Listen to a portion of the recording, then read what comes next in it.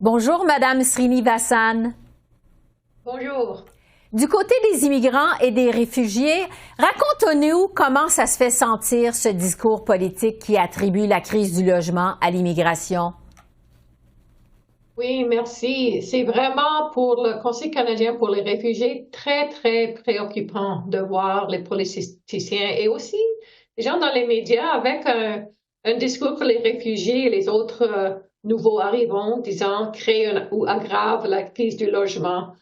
En première partie, c'est un problème parce que c'est un argument faux. Deuxièmement, parce que ça encourage vraiment la division, la intolérance au sein de la population canadienne. Les réfugiés sont des sans-abri, donc ils sont pas la cause. Ouais. Vous dites c'est très préoccupant. Est-ce que ça se traduit aussi par des incidents xénophobes? Est-ce que vous remarquez ça? Oui, certainement.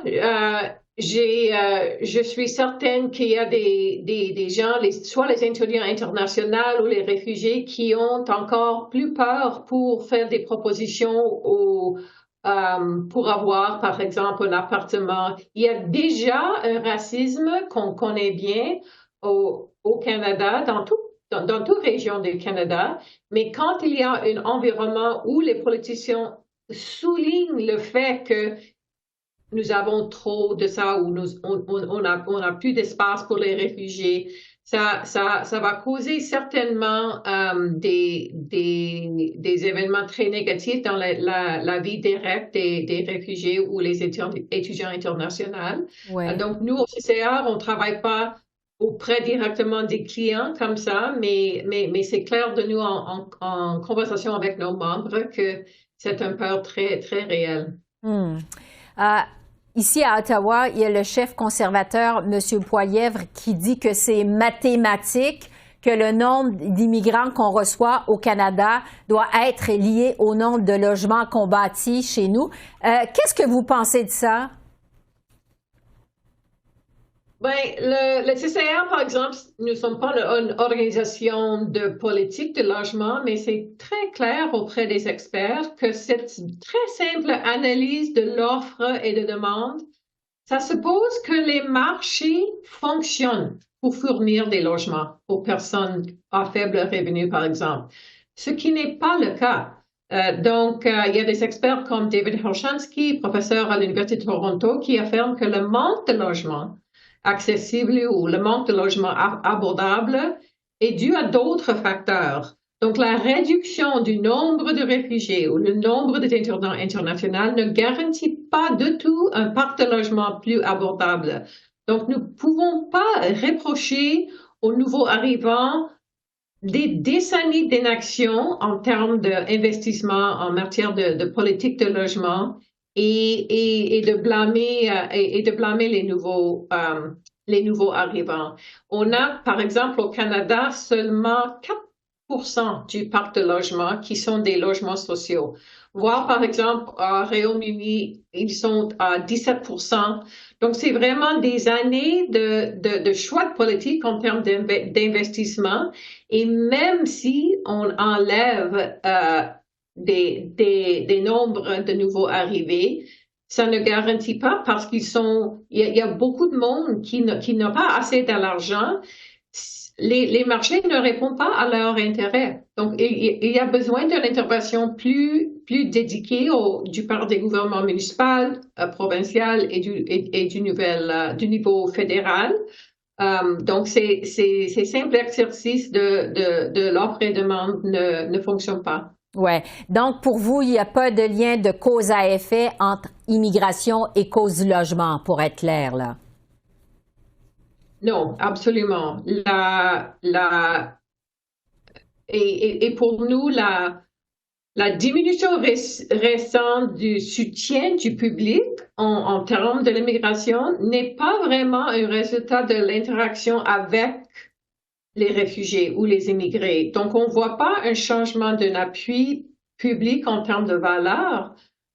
Ce qu'on voit, c'est un impact sur le public parce que leurs leaders leur disent que c'est ça la cause des problèmes. Donc, Mhm.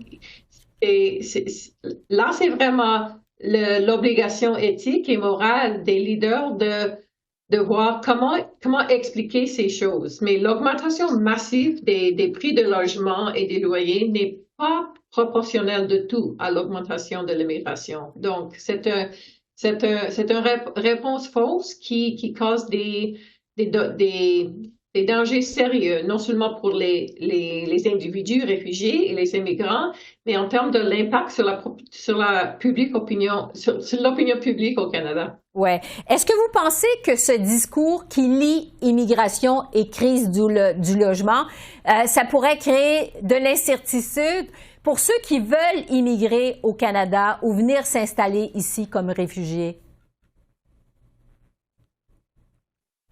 Oui, ben, en ce qui concerne les réfugiés, c'est pas, en termes généraux, c'est pas vraiment un choix de voir exactement où aller. Quand on est en danger, on s'enfuit aux frontières qui sont disponibles où on a une famille ou une communauté pour nous donner d'appui.